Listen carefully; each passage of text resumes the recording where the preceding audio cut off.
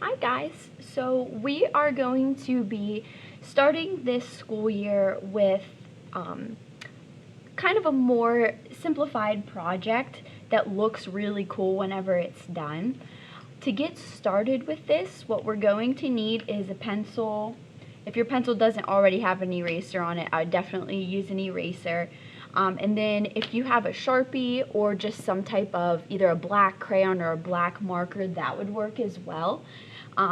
To get started with this, what we're going to do, since this will be our title page for our book, is we're going to write our name first, normal, okay? And if you mess up, feel free to erase it. Now with mine being, Miss Kephart and having all those letters, I'll probably have to keep mine pretty small. If you go by a nickname, you could write your nickname on here if it's shorter and easier for you to create. So I'm going to go ahead and just write out, maybe I'll just do Kephart. So we'll do K. And I'm going to stack mine. You could put yours side to side if you want, but I kind of like the stacked look. Almost like they're kind of falling from the sky.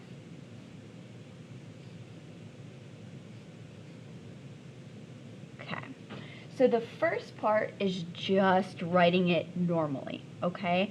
Once that is completed, we're gonna create bubble letters from them. So you could do this kind of one of two ways. You could either trace around your lines and almost encase that first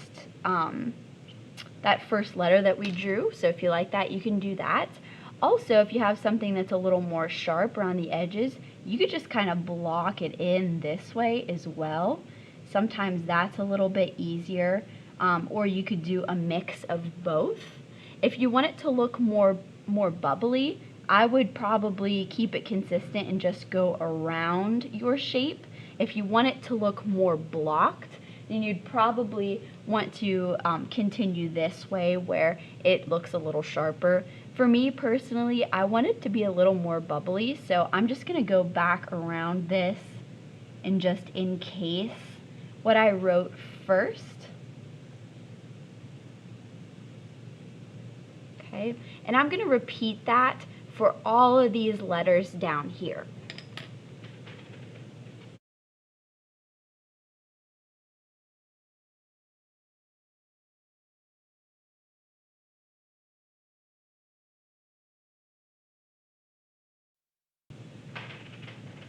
So just a quick recap of what you guys saw on that time lapse. Basically what I did again was just took my letter, wrote it out like normal.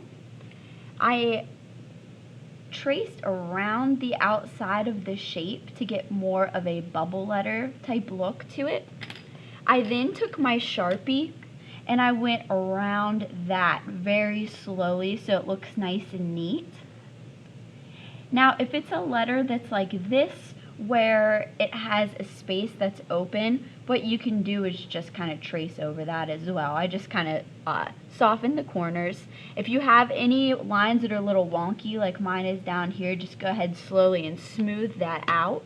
Once that was completed, I just took my eraser and erased away the pencil lines that are within it.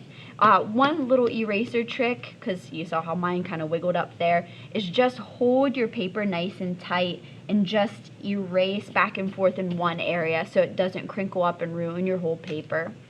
Once I cleaned up that area, I did what's called a drop shadow. So a drop shadow just gives more dimension to the letters and it makes them look a little fuller even though they're flat on a page. So what I did was I pretended like there was a light source or kind of a little sunshine directed down on my letter.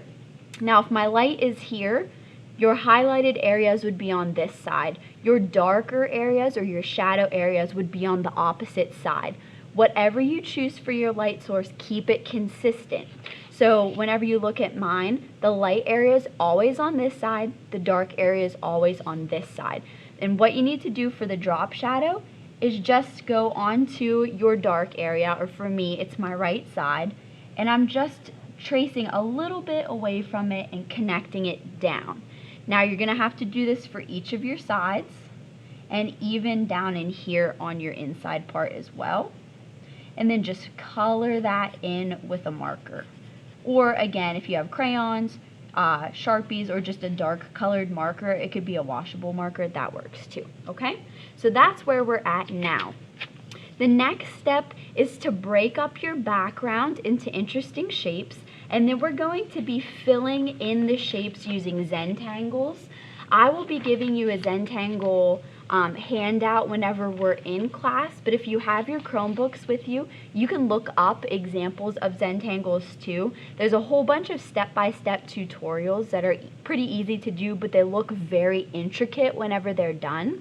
So all depending on your comfort level, what you could do is draw it in pencil first and then go over it with Sharpie. That would probably be the best way to do this. If you feel very confident about the pattern that you want to put into your section, then you can go ahead and just get started either with your crayon, your Sharpie, or a dark marker. So I'm going to break this up into a couple different sections. I would say probably maybe 5 to 6 sections would be good, or anywhere between 4 to 6 sections would be good. So I'm going to just break this apart using my Sharpie. So there's 1, 2, maybe I'll do 1, 3, 4, 5, and then I'm going to break up this really big piece here. I thought that this area was a little too large, so I went through and broke up that shape even farther. There is no limit to how many sections you can make, so again, I would probably stick with at least 5 if you can. I think I might break mine up just a tiny bit more. This section to me seems like it might be difficult with these letters being in the way, so I'm just going to break that up in half. And then this area looks pretty large to me as well, so I'm just going to split that in half too. Now there's no rhyme or reason to this. You can use just straight lines, or if you want to use curvy lines, that's okay too. Now, what we're going to do is fill in each section with a different type of Zentangle design.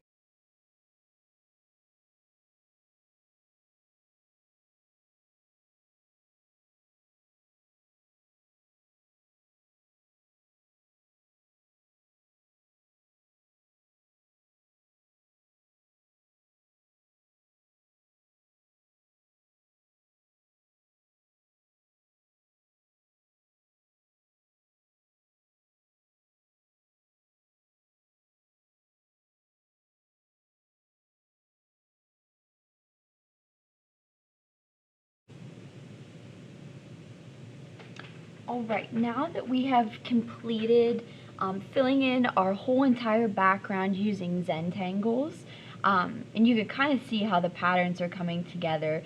One of my favorite things about this project is that since it's so black and white, there's such a cool contrast, and it almost makes it hard to look at, but in a cool way. So the last step that we're going to do is just pick whatever color or a set of colors if you want to do a pattern. Pick whatever colors that you want, and we're just going to fill in our name. And once that's done, then you're all done. So I'm going to go ahead and just fill these in and then show you the final product.